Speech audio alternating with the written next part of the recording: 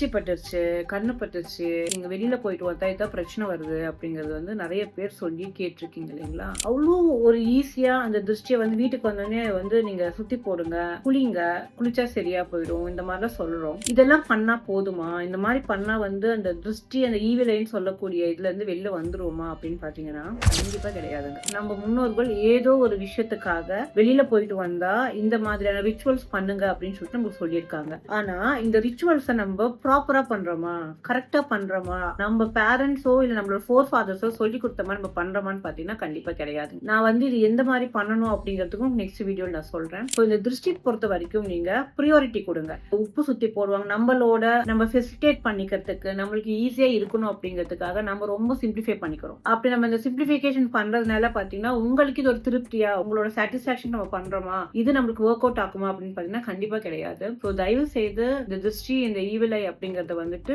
கொஞ்சம் நீங்க ஒரு பர்சனலா எடுத்துக்கோங்க, எடுத்து இந்த வேலையை செய்யுங்க. ஸோ ஜென்ரலா இந்த வாட்டர், சால்ட் கிளென்சிங், நம்ம வந்து இந்த மிளகா சுத்தி போடுறது, இதைய விட உங்களுக்கு வெரி பவர்ஃபுல் அப்படிங்கிறது வந்து ஃபயர் வாஷ் அப்படின்னு சொல்லுவோம். அதாவது நம்ம கற்பூரம் ஆகட்டும், நெருப்பு நம்ம காமிச்சு வந்துட்டு நம்ம சுத்தி போடுறோம் இல்லைங்களா, அதுக்கு தான் வந்து இருக்கிறதே ரொம்ப ப்ரியாரிட்டி. என்ன ரீசன் அப்படின்னு பாத்தீங்கன்னா நெருப்பு மட்டும்தான் உடம்புல வந்து நம்மளுக்கு தொட்டு பண்ண முடியாது, மற்ற விஷயங்கள் எல்லாமே பண்ணலாம். ஸோ அந்த நம்மளோட ஆறாவை சுத்தி வேலை செய்யக்கூடிய விஷயங்கள் வந்துட்டு இந்த நெருப்புக்கு தான் ஜாஸ்தி இருக்கு. ஸோ வந்து இந்த ஃபயர் வாஷ் அப்படிங்கிறது தான் வந்து உங்களுக்கு திருஷ்டிக்கு நல்ல ஒரு பெஸ்ட் ரிசல்ட்டா இருக்கும். நெக்ஸ்ட் வீடியோல அந்த ப்ராப்பரா எந்த மாதிரி மெத்தட்ல பண்ணணும் அப்படிங்கறத நான் நெக்ஸ்ட் வீடியோல போடுறேன். தேங்க்யூ.